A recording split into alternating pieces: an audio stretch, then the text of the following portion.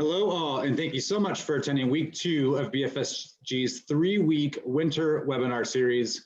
This week, back to a more common theme for us at BFSG and discussing ways to navigate volatile markets. A few housekeeping items for everybody on the call today. I know many of you are familiar from tuning into past sessions with BFSG, but there is a Q&A box for all of you on the computer next to the chat box.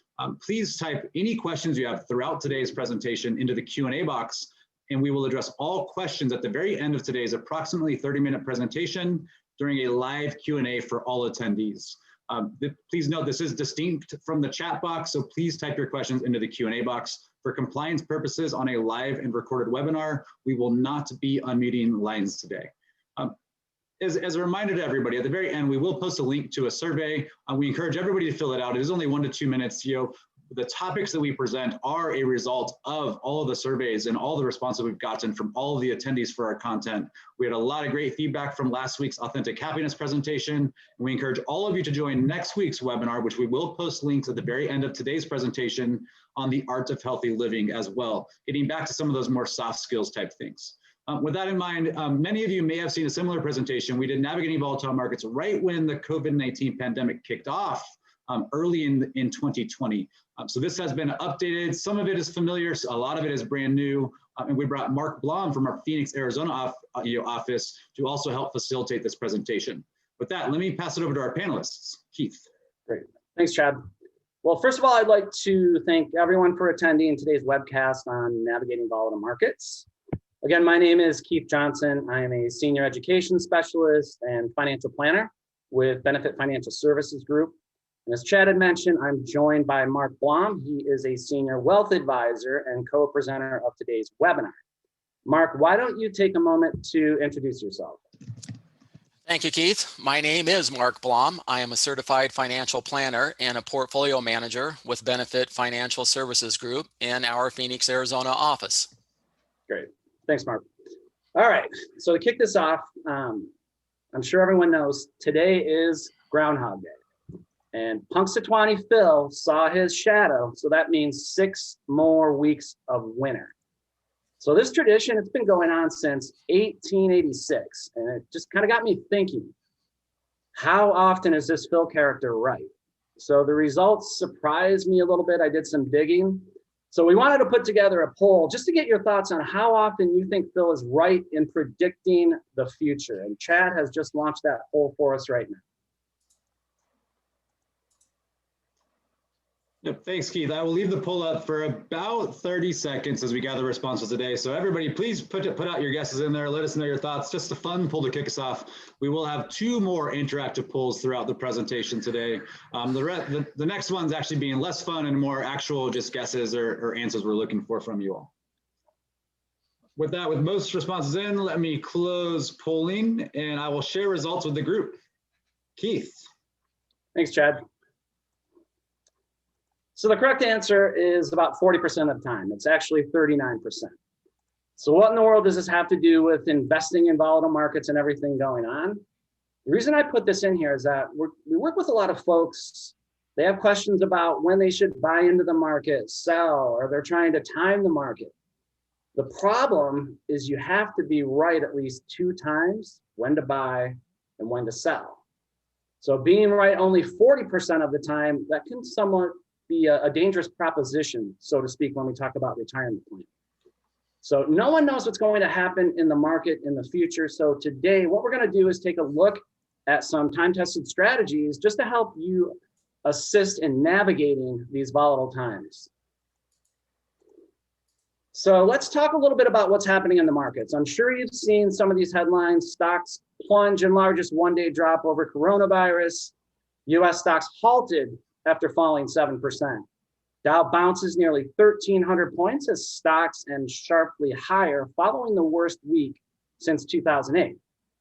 Last one, stocks boosted as Trump talks coronavirus stimulus. What's really amazing to me about all of this is that these headlines occurred within 3 days of one another. So it's almost impossible not to get caught up in the media headlines and make long-term decisions based on a news report of the day. So that's something we want to avoid at all costs. So prior to the recent volatility in the markets, we were in the midst of the longest bull run in the history of the stock market. So as these markets climbed over the last 10 plus years, investors' risk tolerance for investing, it really didn't matter, because for many of us, it felt like the markets were just going to continue to climb and go up. Technically speaking, they have. Over the last 200 years, the markets have gone up, but not without these periods of volatility like we're seeing right now. So it's really important to realize that volatility is a normal part of the stock market cycle, and we don't want to make decisions based on emotion. So for example, if we look at this chart, selling when fear and panic, they're at all-time highs. When we talk about this, maybe think tech bubble or the financial crisis. It's really important to stay the course. It's equally important to take a step back. And what you want to do is distinguish between what you cannot control, like the markets or the economy, and what you can, like following a plan customized to your personal goals and objectives. You also control how much you save. And how much should you be saving? One rule of thumb is you should aim to save at least 15% of your pre-retirement income or pre-tax income. Then once your savings is in line with your retirement goals and objectives, you want to ensure you build a diversified portfolio. We're going to talk more about this shortly, but it's important to understand that more than 90% of your overall returns are simply derived from diversifying your portfolio. And the last thing you can control, sometimes anyway, your emotions. And as we mentioned on the last slide, it can be very difficult to not involve your emotions when we're making financial decisions. So at this point, I will turn it over to Mark. He's going to talk a little bit about what to focus on going forward as investors in this market. Keith, I think it's very important for investors not to assume the future. Don't assume that you have a crystal ball and can predict the future with any certainty. News reports will often overstate the importance of specific events, prompting you to overreact. The everyday news flows that we consume offer forecasts, predictions, conflicting opinions on the market, the economy, and the political climate. And it's really, really difficult to stay grounded with all the noise and all the confusion circling around us each and every day. And it's so very important not to overreact and make a long-term decision based on that news report of the day. When investors think they are facing uncharted territory in unprecedented times, they are more likely to take extreme actions, like pulling out of the market entirely. Today, we hear the word unprecedented often, referencing everything from stock valuations to the US political environment to COVID-19 and the likes. What Keith and I have found that when trying to stick to a long-term plan, it helps to study the past. And in truth, most decades in American history have been filled with notable conflicts, stresses, and fears that at any point in time may have felt like unprecedented conditions for the market. But all in all, the market has proven itself to be quite resilient in the face of stresses and has provided ample returns to investors over time. Mark Twain quoted, "History doesn't repeat itself, but it often rhymes." And that is so true in the financial markets. See, Mark, I thought you brought that crystal ball with you. Man, I'm kind of disappointed a little bit here. Crystal ball or no crystal ball, the important thing to remember here is that markets do become completely irrational at times, because market participants are human beings that are being challenged with their emotional biases, like chasing returns, like buying the winners from last year. I think this cartoon does a really, really nice job of poking fun at herd mentality. We have two box office lines. Tesla stock at $40 in December of 2018 with nobody in line. Right next door, Tesla stock at $600 in December of 2020. People are lined up out to the street wanting in. I'm sure many of you have seen the CNBC TV show Mad Money, with Jim Cramer ranting and raving, pushing buttons, pounding the table and shouting, "Buy, buy, buy," or "Sell, sell, sell." Investing should not be an all or nothing decision. Like Keith alluded to, timing the market is extremely difficult, if not impossible, because timing the market, again, forces you to make two decisions, a sell decision and then a buy decision to re-enter. The most important thing that we've learned from history as investors is the opportunity cost of not being invested. And I think 2020, just last year, served as another great example of this. Last year, the market was off to a solid start with the S&P 500 up nearly 5% by mid-February. By late March, the market was down 34%. And we ended the 2020 calendar year with a positive 16% return. And then looking back to 2008, during the financial crisis, the S&P 500 was down 38%. And I worked with a number of investors who sold out near the bottom and never returned, missing out on the longest bull market run in the market history. Again, I think it's all about understanding your risk tolerance, your goals, your time horizon, and building a diversified portfolio. I couldn't agree more, Mark. And this is to kind of emphasize that point. Here's a chart stemming back to the year 2005 through 2020.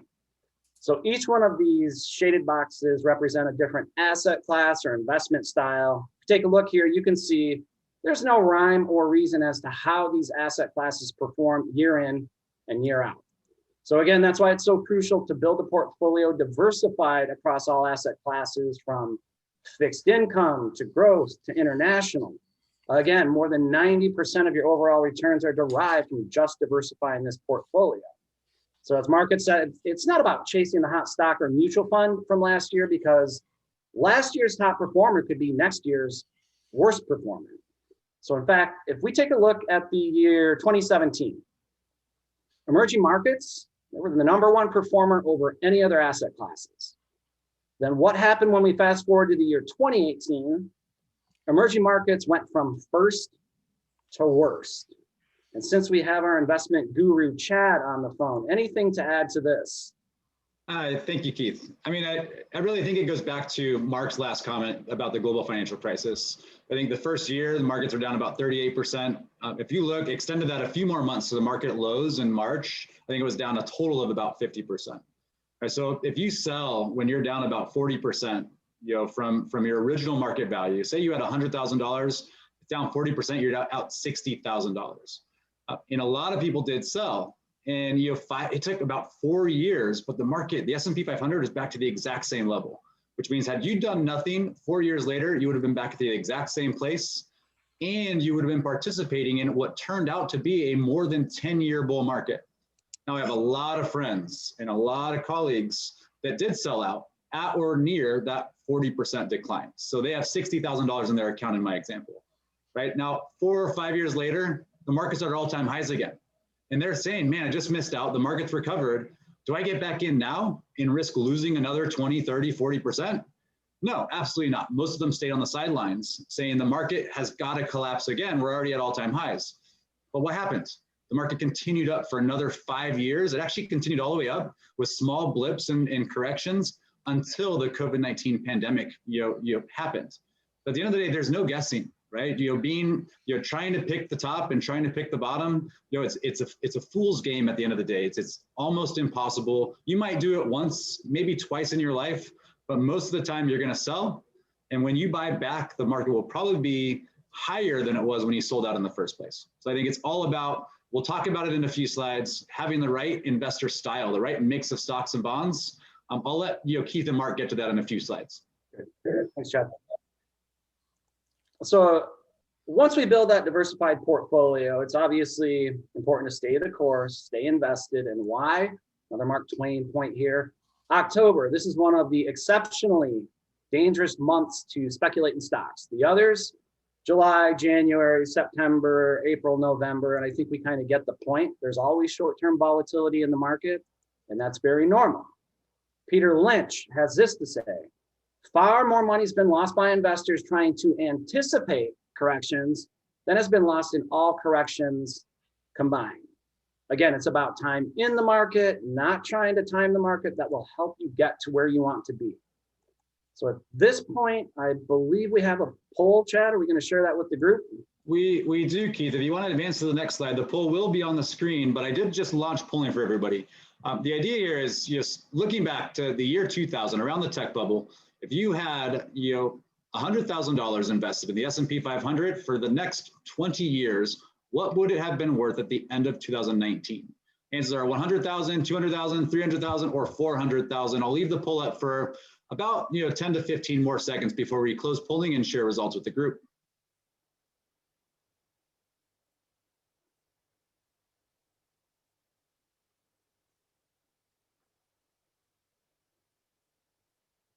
So with most responses looking like they're in, let me close polling right now.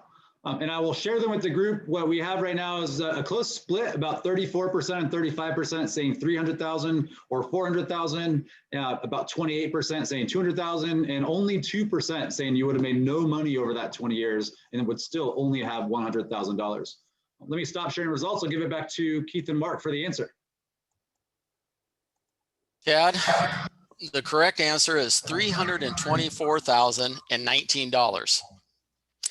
So the slide that we're looking at here, this slide showcases a hypothetical investment from the polling question of $100,000 in the S&P 500 over a 20-year time frame from 2000 to 2019. Now look what happens when you miss the top 10 days. When you miss the top 10 days, your return is cut in half. And look what happens when you only miss the top 5 performing days.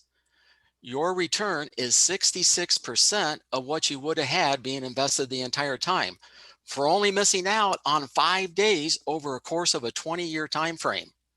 So that's why it's so important to know yourself as an investor, get your asset allocation right, and stay invested. Yeah, and I wonder, Chad, you probably could lend some advice here. How many trading days do you think we had during that time period?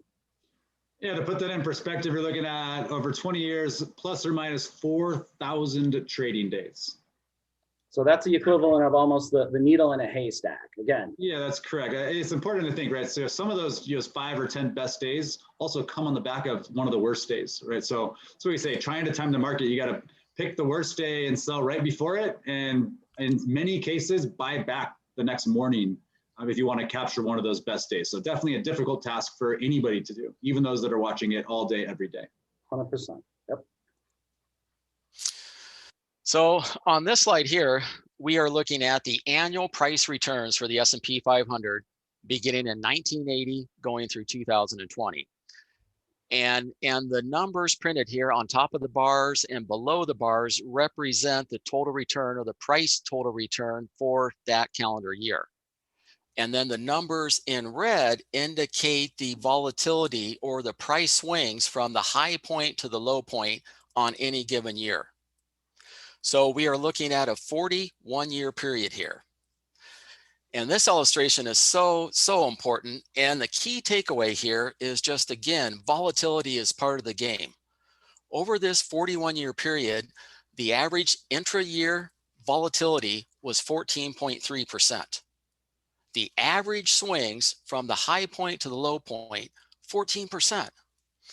And I think even more important here is what this illustration really points out is that over this 41-year period, the S&P was up 31 out of the 41 years, or 76% of the time.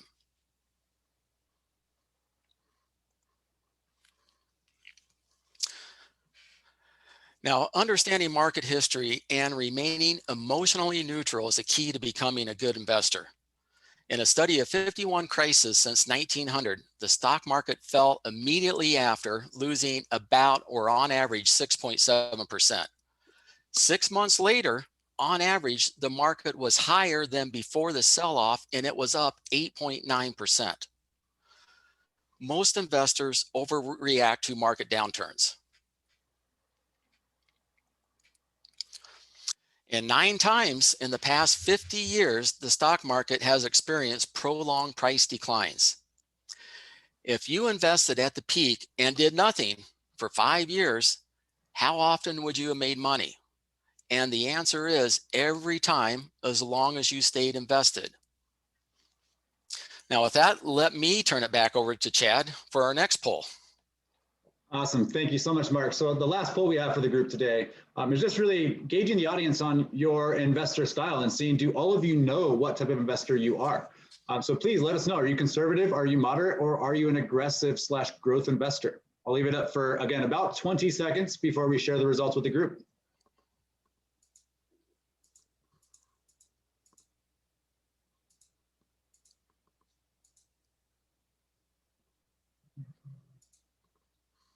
With most responses in again, let me close polling. And again, I'll share the results. And this is pretty standard. So the bulk of people out here are moderate, about 43% moderate investors.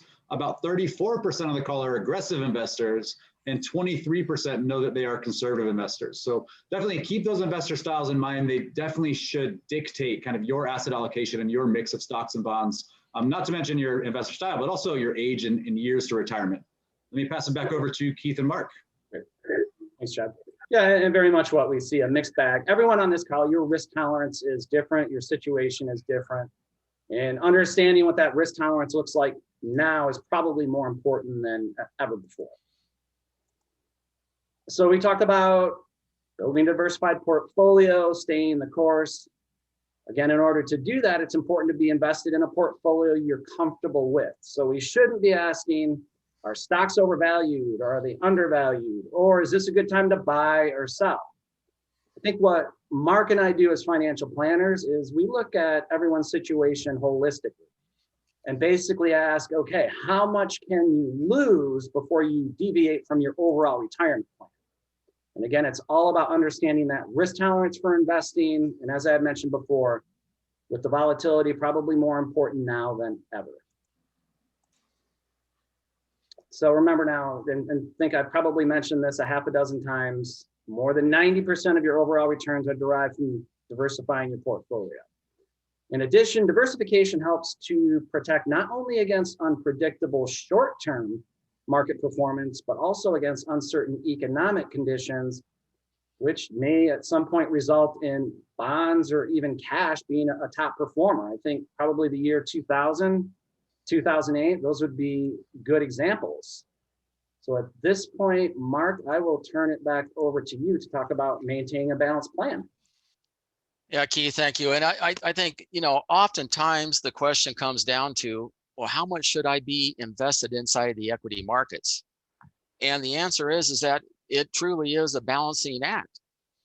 I think, yes, you'll probably want to gradually lower some risk as you're nearing, or perhaps you enter retirement, because you'll have less time to recover from the losses, but you still probably need to take some risk to outpace inflation and taxes.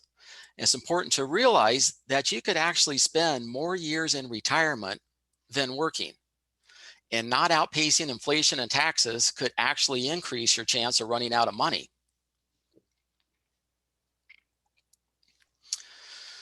So I think by now we understand the importance of, number one, building a diversified portfolio. This will allow us to maintain our ideal level of risk.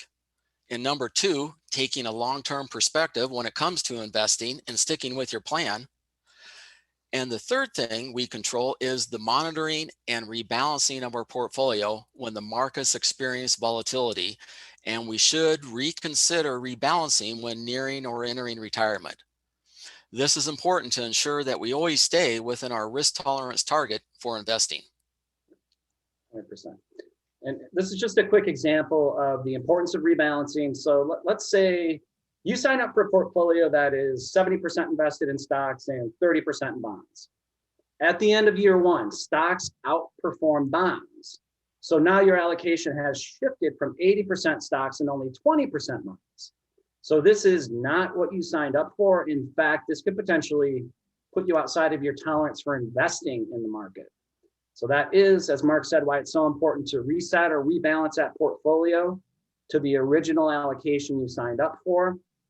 If you're someone, you make your own investment decisions, you're doing this on your own, maybe consider rebalancing on a birthday or an anniversary each and every year, just as a reminder that it's important to go back in here and do this. I know it's a lot of information, but hopefully you're a little more comfortable now with what's going on in the markets after our talk. Whether or not you're completely comfortable, that is another story. So, because most of the folks I sit down with, and I'm sure Mark too, they have too much risk in their portfolio. And again, that hasn't really mattered over the last decade, but now things have changed.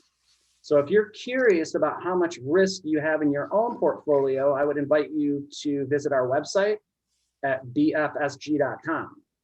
Once you go to the homepage, you can click on Wealth Management. There's a section at the top. Scroll down and click on the Free Risk Analysis button. Then you'll be directed to complete an assessment. It will literally take less than 5 minutes to complete. Then our financial planning team at BFSG, we're notified once you complete that assessment. Then once we have that information, we can recommend an asset allocation mix that's appropriate for you based on how you scored. In addition, if you'd like, we can prepare a comprehensive analysis of your current investment allocation to look at how much risk you're currently taking on and how the markets might affect the performance of your investments during these really volatile times. So as I mentioned, the financial planning team here is the team. All of our financial planners hold the certified financial planner designation, and we act in a fiduciary capacity. So that means we always put our clients' interests first. We don't sell any insurance or financial products. It's all about the education. And everyone you see here, all of our financial planners have at least 10 years of experience in the financial services industry. We all focus on a different area just to make sure we're meeting the unique challenges of all the clients that we work with. So at this point, I would like to thank everyone, number one, for attending and listening to this volatility workshop. Chad had mentioned the upcoming workshop we'll be having on February 11th. That information is here. And at this point, I will turn it back over to Chad to see if we have any questions. Great, thank you so much, Keith and Mark, for your presentations today. So before we start the Q&A, we do have a couple questions. I did just post a few links in the chat box for everybody. So if you'd like to open up the chat box and pull up some links in your browser menu to reference later, one of them is to what we call hidden levers. That is a link to the free risk assessment Keith mentioned. Again, it's name and email address. We don't ask for credit card or any of that type of information. It is 100% just a free, very quick couple moment risk assessment. Also, I posted a link to the survey, as well as a link to download the PDF of today's slides in case you would like to reference these slides at a later point. All of this presentation will be available for on-demand viewing as well.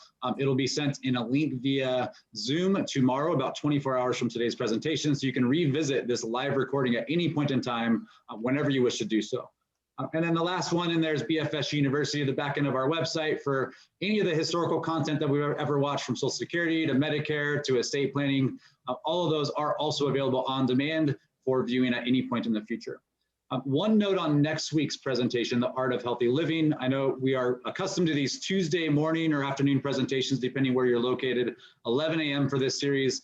Special note that February 11th is actually next Thursday at 11 a.m., deviating from that normal Tuesday schedule based on some scheduling conflicts that we had with our co-presenter.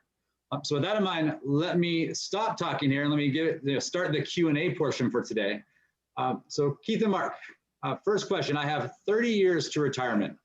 How many years before reaching my retirement age or date should I start to become a more conservative investor? There is a pretty popular rule of thumb, and then Mark, feel free to chime in. There is something called the rule of 110, because a lot of folks ask, okay, how much should I be invested in stocks? This is really simple. It'll take you 2 seconds to figure this out. There's a lot of math and science behind it, but essentially you take 110 minus your age. And then whatever you come up with, that figure is approximately how much you should have invested in the market. So you can kind of look at this on an annual basis to determine how you should be invested. There's a lot more to it, but it's a great starting point if you're unsure of how much you should have invested in stocks versus fixed income. And I think that it really kind of is a case by case example. I really like when working with clients, 2 years out and then a year out, be looking at what's going to support them in retirement, right? What's going to take care of your living expenses. And the most dangerous thing that we see is that once someone gets into retirement and they have a big drawdown in their portfolio that they're dependent on for their living expenses, it's difficult to catch up. So we really like trying to get a handles around making the portfolio less volatile as we enter into retirement. And the other thing, as clients transition into retirement, that's sometimes kind of is a trying year because clients oftentimes will actually spend more in retirement for that beginning phase than they were when they were working. Yeah, I think I can add a little bit to that too. I think for this risk tolerance concept, conservative or aggressive, it really applies to all ages, right? So there can be a 20-year-old out there that is a very conservative investor for their age. And should that mean they should have more stocks in their portfolio than a 50-year-old conservative investor? Absolutely, right? They're younger, they have a lot more time to weather the ups and downs. But maybe they don't want to have 90% or 100% stocks because just their mentality could not stomach that 40% decline like we talked about in the financial crisis, right? So I think there's a difference between knowing your risk tolerance at every stage of your life, every age. Things like getting married and buying a house and having a child, all of those things can change your investor style too. You might have been more aggressive by yourself, and now you're married, you have a child, you're trying to save for college, and you find that you're a conservative investor because you're now not just thinking about yourself, but you're thinking about your family and making sure that there's money left over for all those other expenses too. So it's definitely something you want to evaluate, talk to your financial planner, at least every other year, if not every year, and every single time you see a meaningful change in your life circumstances. Of course, as you get closer to retirement, you should become more conservative. Even an aggressive investor should become more conservative as they get closer to retirement. But how conservative definitely varies on an individual by individual basis. With that, Keith, you talked about rebalancing. Our next question, can you explain a little bit more on how rebalancing works and what it means? Essentially, going back to the slide where we showed the portfolio, if you had originally signed up for a diversified portfolio through your employer, for example, where 70% of your pie is invested in stock type investments. So that's fluctuating with whatever the market's doing. And then over here, you have 30% invested in fixed income securities, which aren't affected so much by the market. If the markets have a great year and we fast forward 1 year, well, what's going to happen if stocks are outperforming bonds? That 70% piece of the pie is going to continue to grow and the fixed income portion will become less. So not watching that on an annual basis at least can put you outside of your tolerance for investing in the equity market. So it's important to go back in and say, okay, I originally signed up for 70%. So what do I need to do? I need to sell some of my stock positions or equity positions, so to speak. And this can be tough to do on your own because what you're doing, you're selling winners. So who wants to sell a winner, right? Because again, when we go back to the example with emerging markets was the winner in 2017, but went from first to worst. So it's taking profits in the portion that's growing, reallocating that or reinvesting that into fixed income, just to make sure you stay in your risk tolerance or comfort level for investing. And inside, I know retirement plans, Chad, maybe I could put this back to you. There are a lot of different options now where folks can kind of set it and forget it, right?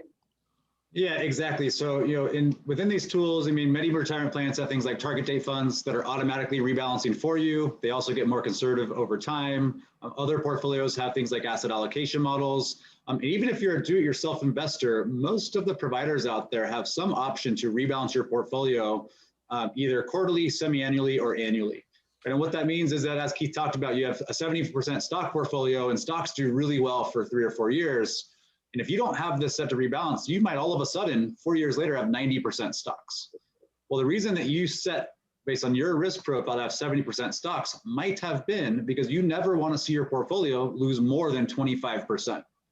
Well, if you don't have your portfolio set to rebalance, right, when you're at 90% equities, the probability in any given year of losing more than 25% is pretty high. Like the chart, with 41 years that Mark showed earlier, there was intra-year declines more than 25% pretty frequently, even though most years the market ended higher, right? So that 70% portfolio might have been where in the stress testing said the probability of seeing more than 25% very low.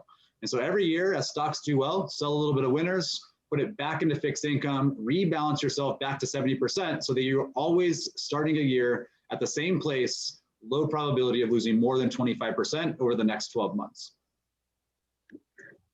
Hopefully that answered the question on rebalancing. The next question I have is, how can I check my risk tolerance in my retirement account? I have a set it and forget it mentality right now because I still have more than 20 years to retirement. Is that your wheelhouse, Chad? Yeah, I can do that one. So within most retirement providers, be it Fidelity, Schwab, Prudential, whatever platform you happen to be on, almost all of them have an asset allocation advice or tool that would allow you to get on and just determine if you're a conservative, moderate, or an aggressive investor. An easy way, if you don't have that or you just want a quick look, would be to do the risk assessment questionnaire. The first link in the chat box, and Keith and Mark's team can get back to you with based on how you filled that question, what type of investor they would say you are. So it doesn't even have to be within your retirement plan because this guidance will instruct you with what you should do within your retirement plan as well. Outside of that, if neither of those are good, definitely reach out, shoot us an email, and I can send you a quick 10-question questionnaire that can also assist with you answering that question. The next question I have, we actually have two of them. And so for compliance purposes, I'm going to ask you guys to be very general in answering this question. So the first one is, with all the things going on in the Robinhood and GameStop and all these things is, what would you say about, you only live once, should we buy, GameStop, calls, or is Tesla a safer bet? In the next follow-up question, because I know we're going to be very general with that, is, do we anticipate any changes to how investments are made, considering how easy it's clearly become for large groups of investors to take specific stocks hostage and cause uncertainty? That one sounds like a trap. I'm going to let Mark answer that one.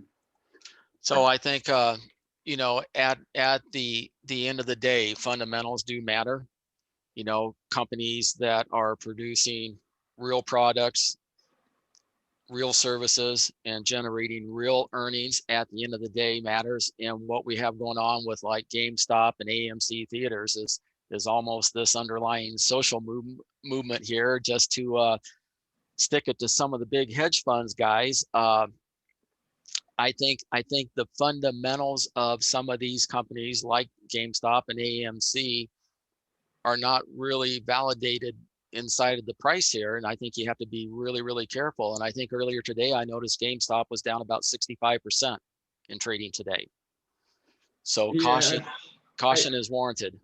I concur with that. I think a lot of people are saying, okay, so GameStop's back to $100. Should I buy now? Because what if it goes back up to 300 or 400? And of course, nobody knows, right? It could obviously go up another 100%, 200% tomorrow, or it can continue crumbling down. And at the end of the day, whatever investors, when it finally does fall back down and this does settle out, the investors that bought it at $200 or $300 are going to be left kind of holding that. And so I think the important thing is, when the media is talking about, 1,000% gains and 500% gains, the people that made those gains were the ones that bought it at the beginning of the year at about $20 a share. So even if you're getting in, buying it at $100 today or $150 today, if it went all the way back up to its high around $350, you're still only making double your money, but taking a big risk betting that it's going to go back up. So caution, if you have a gambling account and that's the money you're using, yeah, I mean, by all means, if you want to gamble and that's your perspective, then use that money. But if this is money that you need to live or you're betting on for retirement, I would definitely urge caution in taking some of these speculative bets on any of the random whims of the market from day to day. Right, and how, if you lost everything, would, again, that affect your overall plan, looking at it holistically? And as far as the part about, might this change, how investments are made going forward? Yeah, honestly, I don't think so. I think that we are going to probably talk about this GameStop and this Robinhood thing for months and months, if not years to come. But at the end of the day, I think from the big money managers out there, they're still going back to Mark's point, picking stocks based on fundamental analysis and what they see as strong companies, strong balance sheets, and they're investing for the long term. Most of the mutual funds in somebody's retirement account or in one of your brokerage accounts, they're not buying stocks because they think they're going to do well over the next 3 to 6 months. They buy stocks in those mutual fund portfolios for the next 5, 10, even 20 years at a time. And they tend to hold many of those positions for many years. So these professional traders are not buying on the whims of what's happening in the market, trying to game it. That definitely is a day trader's game. Next question, and this gets more into home ownership for the two of you. So rents or investing in home ownership. Do you see benefits to each, and would it depend on someone's age? I guess that's kind of an it depends answer, depending geographically where you are located. I literally had a call with a gentleman before this workshop who owns here in California 2 rental properties, looking to relocate to the Midwest. He's getting ready to retire, so he's closer to retirement age. So as far as age being a consideration, he's going to end up renting when he moves to Chicago based on what he's looking for. So taxes, there are tons of considerations. There are deductions, that's changing. So that's one of those things, and we can actually assist in kind of running a what if scenario. If you're looking to purchase a home versus rent, there are a ton of calculators out there. But if you have specific questions to your situation, you could definitely reach out to either Mark or myself. And he being in Arizona, maybe you could lend something to that, Mark. Yeah, no, I think the equation comes down to is that we have to make some forecast, and we can model it out, just like Keith said, and doing a what if scenario, and we can show you the numbers.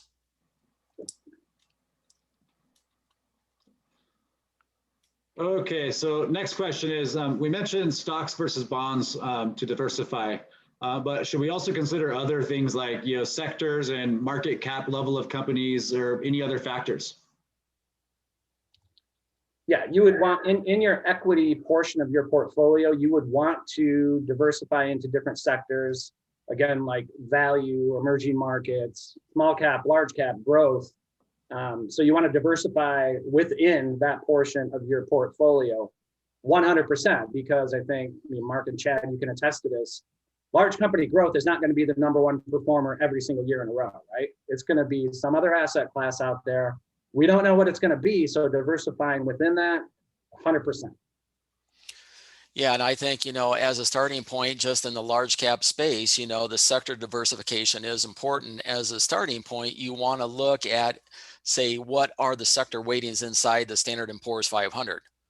Because that is kind of your opportunity set, and just starting off in a balanced approach, it makes sense to have something close to that, and then you can make some tactical adjustments. And then certainly, in the mid cap space and the small cap space and the developed country space, all of that is part of the asset allocation, because all of those asset classes have slightly different characteristics. So yeah, I think it's important to take a look at all those asset classes. Yeah, I would concur, guys. So I think large companies, especially even in S&P 500, I think it's like 5 stocks are over 20% of the weight in the S&P 500 today. They're all the big tech companies. That hasn't always been the case. It may stay the case for some time, but growth, things like technology and consumer discretionary items, or think luxury goods, have definitely led the way for the last 5 years. But in the fourth quarter of last year, we saw that switch back to value. Things like financials and real estate that actually did really well in the fourth quarter. So these things tend to be cyclical in nature. They go in cycles. Growth will do really well sometimes, but the value side of this equity or stock market equation will also do well. Most of these big stocks, at one point were small companies that turned into large companies, right? And so it's not every, like Uber, came in, is coming in the stock market as a large cap, but most companies came into the exchanges as small companies.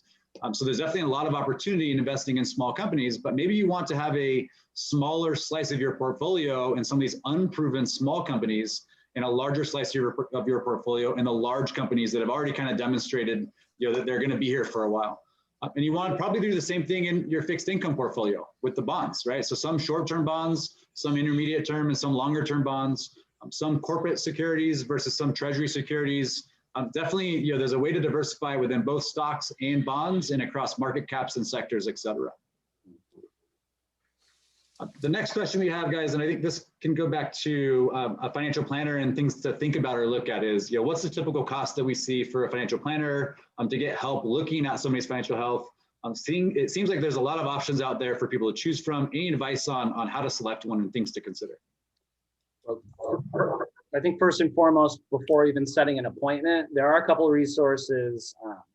First of all, you want to look for a fiduciary, someone working in a fiduciary capacity, like Mark and myself. We're certified financial planners. That's important to understand because there are like 300,000 people in this country calling themselves financial planners. Only about 17% are board certified. So there is a resource. If you go online to letsmakeaplan.org, you can find a list of certified financial planners, all are fiduciaries. It's a great starting point. Once you have an initial conversation with an advisor, another resource I always use, it's something called Broker Check. So if you just Google Broker Check, or maybe Chad, you could drop that in the chat. Yeah, guys, so I just posted the Broker Check. I also did the CFP one, Keith. If you'd like to reference it, it's in the chat box in case you guys would like to open those URLs to reference after the webinar today. Right, and the Broker Check is just a background check, basically. If someone's been licensed in this industry, you can go in and look at, okay, where did this person work? Are there any disclosures, complaints? So that's a really important piece, a great starting point. As far as how much a plan or a meeting might cost, I mean, Mark, you're doing more of the traditional planning in Arizona. I mean, do you have a gauge on what that might look like? You know, I think numbers are kind of really all over the board, and the advantage that most places you can call them up for just a complimentary type of a consultation to get started. You know, I've seen fees run from 1,000 up to several thousand, maybe to 5,000. Yeah, I think in most cases, it's going to depend on the complexity of your situation, right? If it's a very basic financial plan, you might be looking at only $1,000 or $1,500. If you have an estate plan and a trust set up and a lot of other components going into this, and you're building a legacy for some of your children, you might range in a few $1,000s. It really does definitely depend on your situation and how complex your financial plan is going to be. I got one more that's a follow-up to that. Can you talk the difference between a financial planner versus an advisor? Keith, I'll let you go ahead. Well, I mean, they're somewhat synonymous. A financial planner, as a certified financial planner, we are adhering to a code of ethics. So what we do is literally when we sit down with someone, we're looking at everything from taxes, estate planning, distribution strategies, asset allocation, investment management.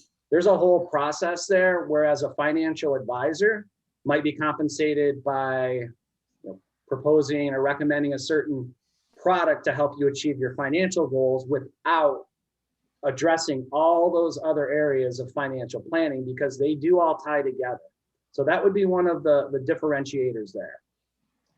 Yeah, I would like that too. You know, many, is not all, but many financial advisors out there, you know, have a broker behind them, and they might sell things like insurance and annuities.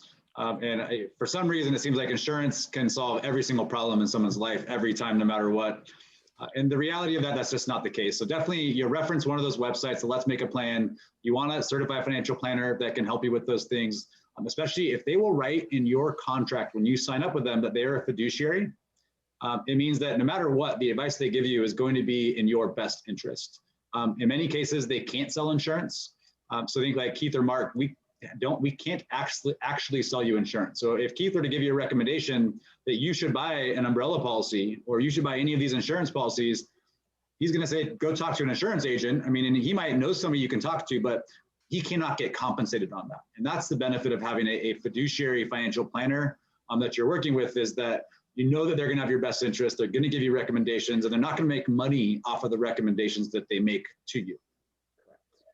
The next question I have, gentlemen, I'm pulling it in from the chat box real quick if you have the Q&A up, is what does the average American have invested at retirement age?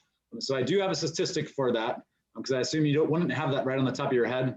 Coming from a Transamerica survey a couple of years ago, says that Americans in their 60s on average have about $170,000 in their retirement savings accounts. And so, at least from my perspective, it's a very scary thought, because I cannot imagine retiring on only $170,000. You know, even with Social Security, you know, maybe there to supplement some of that, especially if you don't have a defined benefit plan, maybe to supplement some of these things. You know, $170,000 is really not that much for retirement savings. Especially, I know there's another Fidelity research report out just last year that says the average healthy couple will spend about $300,000 on just healthcare costs throughout retirement, you know, over that 30+ year, you know, retirement time horizon. The next question I have for the group is, do you think that there should be a place in someone's portfolio for alternative asset classes? Things like this would include things like, gold, commodities, maybe private equity, but also maybe cryptocurrencies. Yeah, so I'll take this one, Keith. I think in a diversified portfolio, it does make sense to look at some of the alts, like gold. Gold is really considered a safe haven. It has some advantages. Commodities gets a little bit more risky. We would typically look at a play inside of a company that would benefit from a perceived increase in, say, like lumber or oil or soybeans. Cryptocurrency, not so much, because we don't really feel like cryptocurrency has an intrinsic value and think that's just more of a speculator's game. I was going to mention that once upon a time, I worked with a client who came to me and he said, hey, Mark, his name was Bob. He said, I want you to look at me as a guy with three buckets. There's conservative Bob, there's crazy Bob, and then there's lunatic Bob. And I was in charge of working with the conservative Bob, right? Just a well-balanced, well-constructed portfolio. And then the lunatic Bob was just a thumbnail of his overall net worth, where he was out there speculating and taking and making high-risk investments. So I think the purpose of that is that, a large portion of your portfolio should be invested in just some of these strategies that have proven profitable and valuable over the course of time. And one thing here, this is just a rule to maybe adhere to. I would say 90+% of the folks on this call, when you're looking at investments or receiving recommendations, generally speaking, you don't want to purchase anything you can't get out of the next day. So that liquidity thing. So I'm talking, if someone's talking about an annuity product that you have to hold on to for 12 years, or some non-traded real estate investment, you kind of want to steer away from those and keep things liquid, because between all the investment options now, you're able to accomplish the same thing, probably at a lower expense and without tying that money up. Thanks, gentlemen. So the next one, I am going to go down to like the last question, although we do have several other questions to go to, but just came in because I think it ties to the question on how much people have at retirement. So it's how much should you have at retirement? And I think that it really goes into, it really depends on your situation and your income and your expectations for your lifestyle in retirement. How much you're going to get from Social Security. Do you have a spouse? Do you have children and all those types of things? I don't know that there's an exact science to that. I would definitely recommend talking to a financial planner, talking about your current savings and spending habits, and figuring out what you're going to expect in retirement. And they can kind of back into that number to, well, will you have enough for retirement based on your expectations of your life in retirement? And really quickly on that, two rules of thumb here surrounding that. Great starting point again. The 80% rule. So you'll need approximately 80% of your pre-retirement income to maintain your standard of living in retirement. There's something called the rule of 25, where you sit down, you do your plan, and you think you're going to need X amount to live off of. Take that figure, whether it's $50,000 a year or $75,000, and multiply that by 25 to get to how much you should have in investable assets. But back to Chad, you definitely want to speak with someone. Those are just a couple of starting points. Yep. Okay, guys. So next question, we do still have, I think, 5 open questions outstanding. So the next one is, do we have any thoughts on ESG, or environmental, social, and governance inside of these portfolios? And then, can that be considered a higher risk because it's still newish? And then do we have any thoughts on things like marijuana stocks? No, I think ESG investing, that has become a bigger and bigger movement here, about people just concerned about doing the right things, around the environment, around social, around company corporate governance. And that is something that we're starting to take a harder look at. And I think there is some validity around forcing corporations to do the right thing. So I think that's important. On the topic of marijuana is not something that we currently are investing in. I think, the real challenge around marijuana is that it is a little dicey, and there's a lot of speculation right now until it becomes legalized on a federal basis. Yep, exactly. Yeah, I concur with that. I mean, and getting back to ESG, I mean, we are taking a hard look at it here at BFSG and in some of the portfolios we manage on the wealth management side, because it is picking up so much steam in the marketplace. But something that's important to think about is that there really is no clear-cut ESG framework in the marketplace today. Right, there's some funds that focus more on the E or the environmental side. There's others that focus more on the S or social side, and others that focus on the G and the governance side. There's also a difference between products and funds and managers that focus on all three of those, kind of restricting investments in certain things like tobacco, alcohol, munitions, and maybe certain countries and whatnot, versus other types of investing that is called SRI or socially responsible investing that is similar but not necessarily exactly the same. Where socially responsible investing, you might actually have a huge investment in a company like ExxonMobil.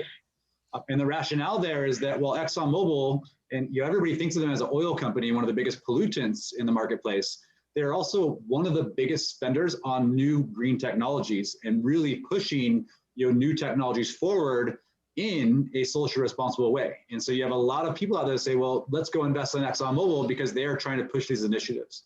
So understanding what you are looking for in that portfolio is a really important thing in determining whether some of these ESG type investments are right for you. I don't think it's going to slow down. It's going to become more and more prevalent in the marketplace. I think especially the younger generation is really looking for things like this. I could say even my own spouse, I was a smoker for about 20 years of my life. And when she found out that in index funds and using just index funds, she was indirectly investing in tobacco products. Even though I don't smoke anymore, she wanted nothing to do with that. And we had to tailor her portfolio to make sure that she was using ESG portfolios within her own retirement accounts. So definitely something that's going to continue to pick up steam in the marketplace as the younger generation kind of is looking for these types of outlets. Next question, guys, for the group is, are index funds something you recommend to invest in long term in order to build wealth for when I retire?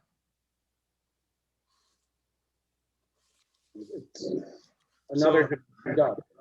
Yeah, I think I assume Mark will have something to add here too. Index funds, I think, are absolutely a really low cost, easy way to get exposure to all the different market cap exposures we talked about and broad-based basket of stocks out there.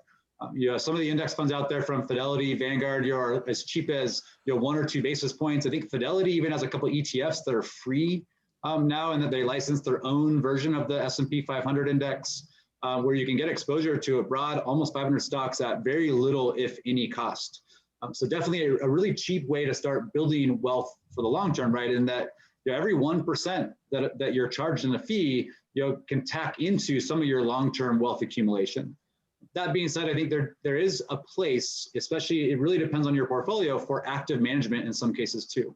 When the index is up, the index fund is going to be up. If the index is up 20%, the index fund is going to be up 20%. When the index fund is down, or index is down 20%, the index fund will also be down 20%. And what you're often paying for in active managers is not so much making sure they keep up when the market's up, but making sure they might limit some of the downside exposure. So for example, if you were to have, again, a $100,000 portfolio and lose 50%, it would now be worth only $50,000.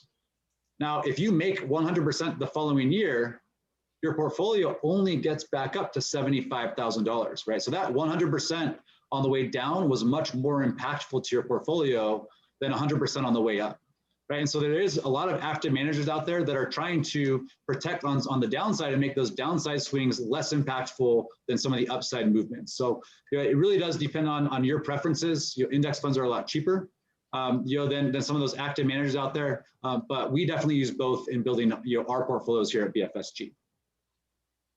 Yeah, no, Chad, I think that's really good. And that, and again, it's just a low cost way to get broad-based exposure. And I think it does make a lot of sense to kind of have both a passive strategy and an active strategy. Some people call it a core satellite approach, where the core is the index and then the satellite is you're out there being more of a active type of investor, and you can adjust your sector weightings and everything else that we talked about previously. Yep. That was going to be my add on the core satellite approach. Absolutely. Okay, guys, so we got 2 questions left. One of them is getting back to the Robinhood and them stopping trades. So I'm going to save that one for last so we can close with that, because it's looking for an explanation on what I think Robinhood put out today, so I can help add context. But the other question we have is, can we explain what a hedge fund is? Yeah, hedge fund is really nothing more than an investment company investing clients' money, either to beat the market or hedge against unforeseen events, like a bear market or interest rates spiking up or declining. Hedge funds will typically be investing in alternative asset classes, and typically, like we've seen in the recent news here, they are shorting the market. Yep, yeah, I can add to that. So, yeah, hedge fund is a broad term that covers a lot of different types of investment strategies. So, when you hear the term hedge fund, you can't assume all hedge funds are created equal. There's long only funds, there's long short funds, there's global macro funds, and all of them are trying to instill some type of proprietary methodology that they've developed, oftentimes using algorithms and computer coding, to transact in the market very fast. You think if you can make a trade in the market and maybe you only make 5 or 10 cents on the transaction, for the normal investor investing, in 3 or 4 times a week or a month or a year, making 10 cents on a transaction doesn't mean a lot. But for a hedge fund that might place 1 million of those over the course of a day or a week, every one of those 10-cent transactions adds up to quite a significant portion of their performance. Right, so there's a lot of different strategies out there that hedge funds employ. So they're definitely not all equal. Some things to think about with them is that they tend to have substantially higher fees than an ETF or a mutual fund that you might see in a traditional brokerage account or in your retirement plan. Oftentimes upwards of 1 to 2% plus 10 to 20% of a performance fee. So if you make if they might make you 30% and they're going to charge you 1 or 2% of an annual fee, but for making you 30%, they're going to take 20% of that gain too, which is something you don't traditionally see in mutual funds or ETFs. Other things to think about is they are definitely less regulated than mutual funds. They don't need to report on their securities nearly as often or give you updates. And there can be things such as lockup periods where you give them an investment and that money is going to be locked up for anywhere from 3 to 6 or even 12 months. And then also, most often, they are also restricted to only accredited investors, or those investors that have at least $1 million in liquid net worth. Just some things to think about when you're considering investments in hedge funds. I know there are some vehicles out there to get exposure to them with less than that $1 million through other types of funds, but some big considerations in investing in hedge funds out there. And so getting to our last question for the group today, it does go back to what's going on with Robinhood and the GameStop, the crypto, AMC, and all that kind of stuff. And Robinhood put out a statement. It was actually this morning about why they placed restrictions on purchases, not sales, but purchases of some of these stocks. At the same time, E-Trade, Charles Schwab, Fidelity did not place any restrictions on the purchases of several of the same stocks, from GameStop to AMC, et cetera. And the reason they put that is, if you keep in mind that Robinhood is a relatively new fintech company, they don't have nearly the capital behind them that a company like a Fidelity or Charles Schwab or TD Ameritrade has within their cash reserves. So for every transaction that's placed, they need to have a certain reserve requirement to make sure that they can cover all their bank deposits. And in periods of very heightened volatility, especially when you see the likes of GameStop trading at 10x, 10 times their normal volume, all of a sudden what Robinhood had was a lot of trades coming to the door, and them as a brokerage firm not having enough cash on hand that they can meet all of their reserve requirements. And so what they did is place restrictions on purchases of those stocks, but not sales, with the idea that investors that are holding a stock at $300 and want to sell it and can't get out of that would be really upset. And at the end of the day, other investors want to buy because they think it's going to continue up. And while they might still get upset, it's not necessarily as meaningful to your portfolio than Robinhood locking you into a $300 position and you're not able to sell it, and now you have to sell it at $100. So they came out, basically they were unable to cover their reserve requirements. They had no choice but to freeze that. That same exact situation did not impact other brokerage firms like Charles Schwab or Fidelity because they are much larger platforms with a lot larger cash on their balance sheets. Mark? I think, Chad, maybe one thing to add here, just to try to simplify it a little bit. When you purchase a stock, there is something called a settlement period. And the settlement period is trade day plus 2. So if I went out and purchased a stock today from, say, Schwab, I would not be required to pay for that until the settlement date period. So trade days today plus 2 days, Wednesday and Thursday, I wouldn't have to pay for that until Thursday. And then that gets into the back door of what Chad was talking about the reserve requirements.